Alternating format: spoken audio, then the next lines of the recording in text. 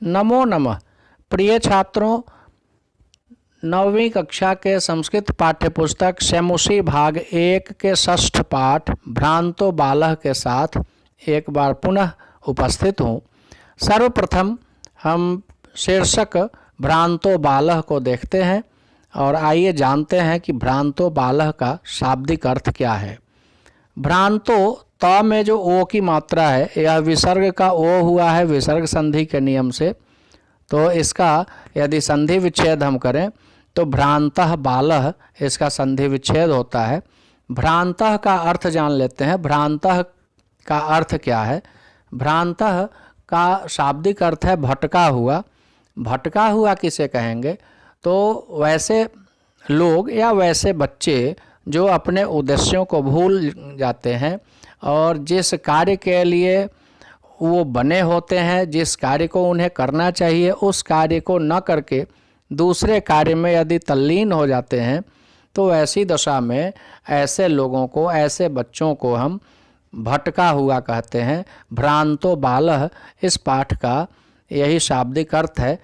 अब इस कथा के माध्यम से जानते हैं कि यह कथा कहाँ से ली गई है और इसमें इस भ्रांतो बालः इस पाठ में क्या क्या बातें बताई गई हैं। तो आइए देखते हैं। प्रस्तुतोऽयं पाठः संस्कृत प्रौढ़ पाठावली इति कथा ग्रंथात् संपादनं कृत्वा संगृहीतोऽस्ति। प्रस्तुत यह पाठ, प्रस्तुतः अयम, ओ का विसर्ग एक बार फिर से बताया, और अयम। तो प्रस्तुत यह पाठ संस्कृत प्रौढ़ पाठावली इस कथा ग्रंथ से संपादन करके लिया गया है। अस्याम कथायाम एकः तादृशः बालः चित्रितोऽस्ति यस्य रुचिः स्वाध्यायापेक्षया क्रीडने अधिका भवति। इस कथा में एक वैसा बालक चित्रित है। चित्रित है अर्थात उसका चित्रण किया गया है, उसके विषय में बताया गया है, जिसकी रुचि स्वाध्याय की अपेक्षा खेलने में अधिक होती है। सह सर्वदा क्रीडनार्थम एव अभिलषति परंच तस्य सखायः स्वस्व कर्मणि संलग्नाः भवन्ति। वह हमेशा खेलने के लिए ही चाहता है। अभिलषति अर्थात अभिलाषा रखता है, इच्छा रखता है। परंच परंतु उसके मित्र स्वस्व अर्थात अपने अपने कर्म में संलग्न होते हैं। संलग्न होते हैं अर्थात लगे होते हैं। अस्मात् कारणात् ते अनेन सह न क्रीडन्ति। इस कारण से वे इसके साथ नहीं खेलते हैं। अतः एकाकी सह नैराश्यं प्राप्य विचिन्तयति यत् स एव रिक्तः सन इतस्ततः भ्रमति। इसलिए एकाकी अर्थात अकेला, अकेला वह निराशा को पाकर सोचता है कि वही रिक्त है। रिक्त अर्थात खाली। सन, अस धातु में सत्री लगा, सन खाली होता हुआ इधर उधर घूमता है। कालांतरे समय बीतने पर बोधो भवति, बोधो भवति अर्थात समझ होता है, यत् कि सर्वेपि स्वस्व कार्यं कुर्वन्तः सन्ति अतः मयापि तदेव कर्तव्यं येन मम कालः सार्थकः स्यात्। तो समय बीतने पर समझ हो जाती है कि सभी लोग अपने अपने कार्य को कर रहे हैं, अतः मुझे भी वही कर्तव्य करना चाहिए, वही कार्य करना चाहिए जिससे मेरा समय सार्थक हो सके। अब पाठ आरंभ करते हैं। यह परिचय था। पाठ के विषय में कुछ जानकारी दी गई थी। भ्रांतः कश्चन बालः पाठशाला गमन वेलायाम क्रीडितुम अगच्छत्। जैसा कि पहले ही बताया, भ्रांतः का अर्थ है अपने उद्देश्य से भटका हुआ। तो भ्रांतः कोई बच्चा पाठशाला जाने के समय में, पाठशाला गमन वेलायाम, वेला अर्थात समय, क्रीडितुम अगच्छत, खेलने के लिए चला गया। क्रीड धातु है तुमुन प्रत्यय। किंतु तेन सह केलिभिः कालम क्षेप्तुम तदा कोपि न वयस्येषु उपलभ्यमानः आसीत्। यहाँ विसर्ग का लोप हुआ है, हमने उपलभ्यमानः पढ़ा है। परंतु उसके साथ केली अर्थात क्रीड़ा, खेल, खेल से समय बिताने के लिए तब या उस समय कोई भी उसके मित्रों में उपलब्ध नहीं था। यतः ते सर्वेपि पूर्वदिन पाठान् स्मृत्वा विद्यालय गमनाय त्वरमाणाः अभवन्। इसलिए, यतः इसलिए या क्योंकि वे सभी पूर्व दिन पाठान अर्थात उससे पहले जब विद्यालय वो गए थे तो जो पाठ उन्हें मिले थे उन पाठों को स्मृत्वा अर्थात स्मरण करके विद्यालय जाने के लिए त्वरमाणाः अभवन, उसकी तैयारी में थे। त्वरमाणाः अभवन, अभवन अर्थात हुए, अत्वरमाणाः अर्थात तत्पर थे, तैयार थे जाने के लिए, विद्यालय जाने के लिए तत्पर थे या तत्पर हुए। तंद्रालुः बालः लज्जया तेषां दृष्टिपथमपि परिहरन् एकाकी किमपि उद्यानं प्राविशत्। तंद्रालुः अर्थात आलसी, तंद्रालुः बालः अर्थात तंद्रालु बालक, लज्जा से उनके दृष्टि पथ पर भी परिहरन अपने आप को छिपाते हुए, दृष्टि पथ से भी अपने आप को छिपाते हुए, एकाकी अकेले, किमपि उद्यानम प्राविशत किसी बगीचे में प्रवेश कर गया।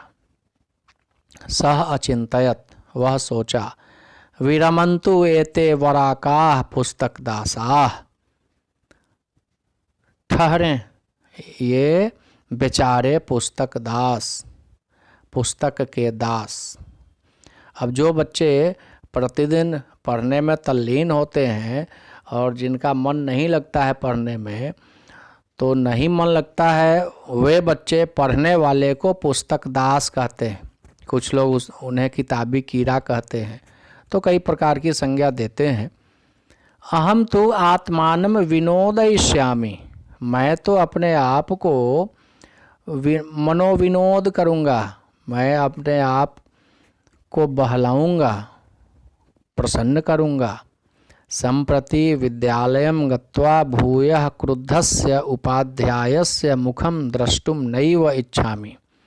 इस समय विद्यालय जाकर भूयः अर्थात पुनः, क्रुद्धस्य उपाध्यायस्य क्रोधित उपाध्याय अर्थात शिक्षक का मुख देखना नहीं चाहता हूँ।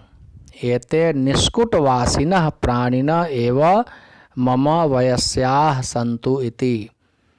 ये जो निष्कुटवासी प्राणी हैं यही मेरे मित्र हों।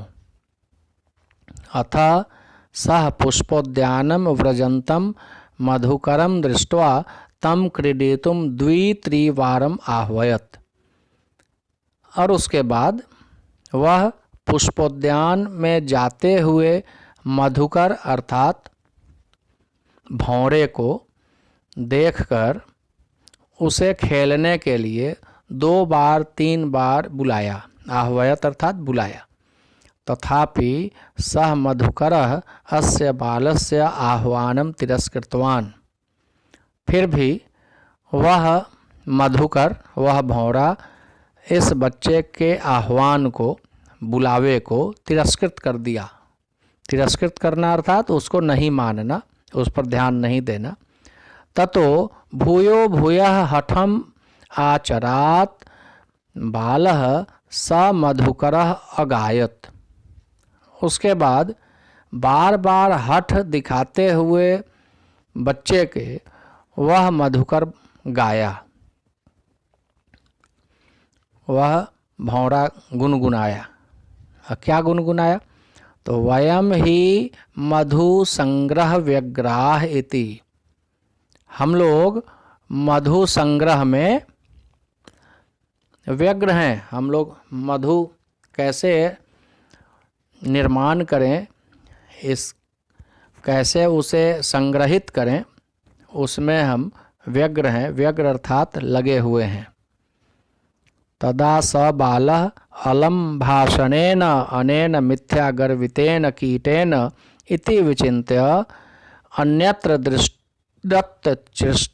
दत्तदृष्टिः चंच्वा तृणशलाकादिकम् आददानम् एकं चटकम अपश्यत अवदच्च अयि चटकपोत मानुषस्य मम मित्रम भविष्यसि। तब वह बालक अलम भाषणेन अनेन मिथ्या गर्वितेन कीटेन। अब यहाँ आप पढ़े होंगे कारक सूत्र में कि अलम योगे तृतीया, तो अलम का प्रयोग यदि किसी बात से किसी को रोकना हो तो वहाँ हम तृतीया विभक्ति लगाते हैं। तो अलम भाषणेन अनेन मिथ्या गर्वितेन कीटेन, अर्थात यह जो झूठा घमंड करने वाला कीड़ा है, कीट है, इससे बात करना बेकार है, इससे बात नहीं करनी चाहिए। ऐसा सोचकर अन्यत्र दत्त दृष्टि चंच्वा तृणशलाकादिकम आददानम एकम चटकम अपश्यत। अन्यत्र दूसरी ओर दत्त दृष्टि दिया हुआ, चंचवा अर्थात अपने चोंच से, तृणशलाकादिकम तृण खरपतवार आदि लिए हुए एक गौरैया को देखा। एक बार फिर से इसको देखते हैं।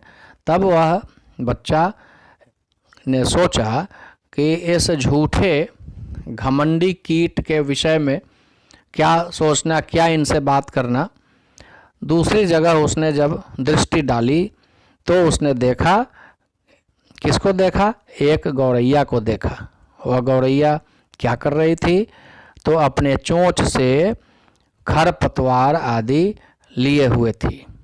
अवदच्च और बोला, अयि चटकपोता, हे चटकपोत, मुझ मनुष्य का मित्र बनोगी? मानुषस्य मम मित्रम भविष्यसि, मुझ मनुष्य का मित्र बनोगी?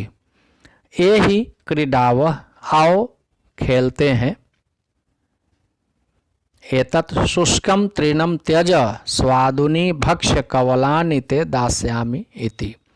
इस सूखे खरपतवार को छोड़ो, स्वादिष्ट भक्ष्य अर्थात खाने योग्य कवलानि कौर तुम्हें दूंगा।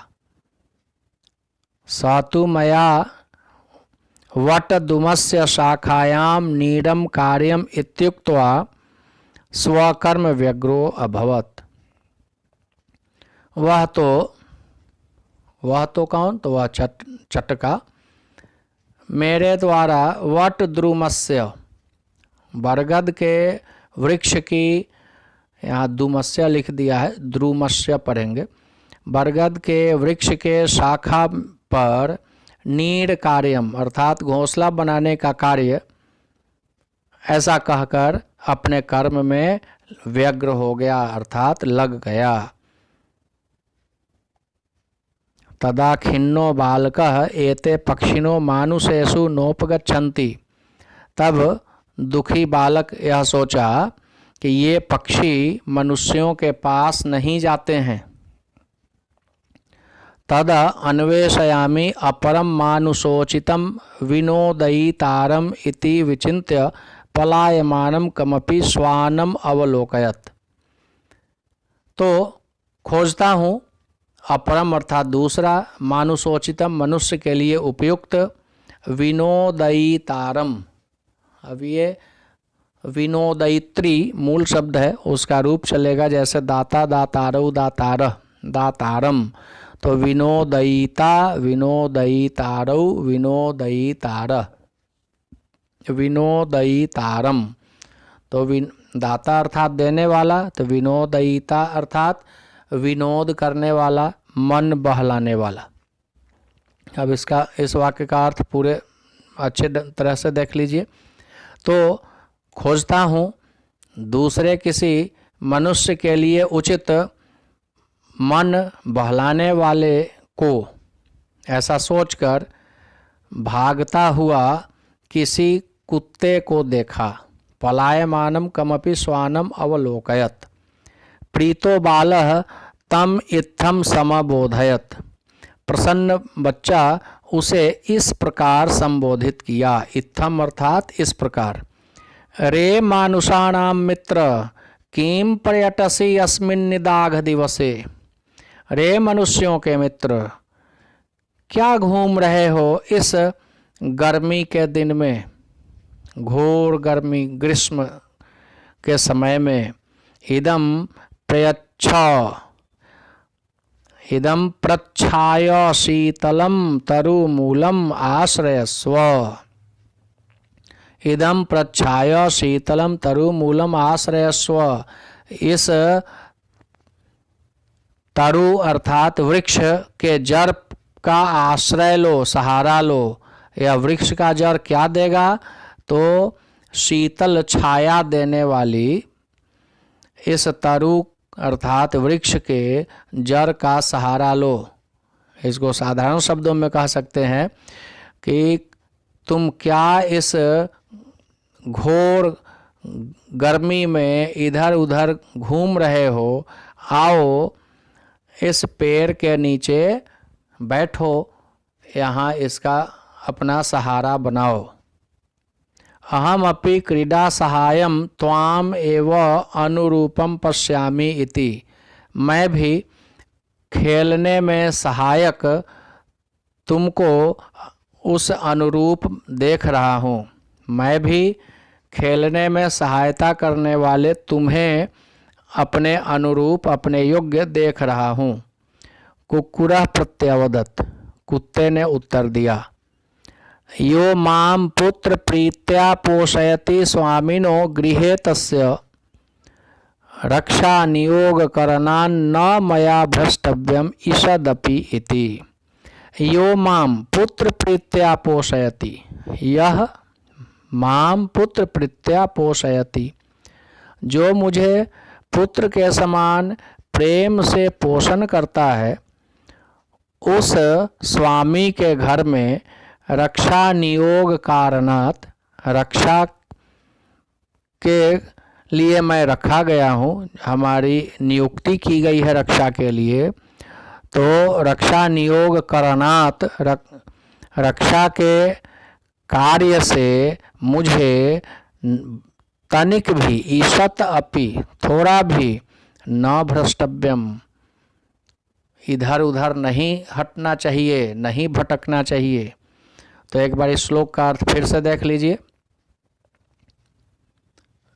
जो स्वामी मुझे अपने पुत्र के समान प्रेम देकर के पोषण करता है, उस स्वामी के घर की रक्षा के कार्य से मुझे तनिक भी भटकना नहीं चाहिए। अर्थात उसके घर की रक्षा हमें हर परिस्थिति में करनी चाहिए। सर्वैः एव निषिद्धः सः बालः भग्न मनोरथः सन् कथम अस्मिन् जगति प्रत्येकम स्व कार्ये निमग्नो भवति। सभी के द्वारा इस प्रकार से निषिद्ध, निषिद्ध अर्थात मना किया हुआ, सह बालः वह बालक, भग्न मनोरथ, उसके जो मन की इच्छाएं थी, वह मन की इच्छाएं अब टूट चुकी थी। तो भग्न मनोरथः सन, टूटी हुई मन की इच्छाओं वाला, कथम अस्मिन्, क्यों इस संसार में, कथम अस्मिन् जगति, क्यों इस संसार में, प्रत्येक व्यक्ति, प्रत्येक स्व कार्य, अपने अपने कार्य में लीन है। न कोपि माम इव वृथा कालक्षेपम सहते, कोई भी मेरी तरह बेकार में अपना कार्य समय बिताना नहीं चाहता है, बिता नहीं सकता है। नमः एतेभ्यः यैः मे तंद्रालुतायाम कुत्सा समापादिता। नमस्कार है इन लोगों को, नमः योगे चतुर्थी, जिनके द्वारा मेरी तंद्रालुता पर कुत्सा समापादिता, कुत्सा माने बुराई, समापादिता दिखाई गई। अथ स्वोचितम अहम अपि करोमि, तो अब इसके बाद अपने लिए उचित मैं भी करूँगा इति विचार्य, ऐसा विचार करके त्वरितम पाठशालाम अगच्छत, तुरंत पाठशाला गया। ततः प्रभृति स विद्याव्यसनी भूत्वा महतीम वैदुषीम प्रथाम संपदम च अलभत। उसके बाद से ततः अर्थात उसके बाद, प्रभृति माने से लेकर, उसके बाद से वह विद्याव्यसनी होकर, विद्याव्यसनी अर्थात विद्या को पाने वाला, विद्या को ग्रहण करने वाला होकर, महतीम वैदुषीम बड़ी विद्वता को और सम्मान को, संपत्ति को प्राप्त किया।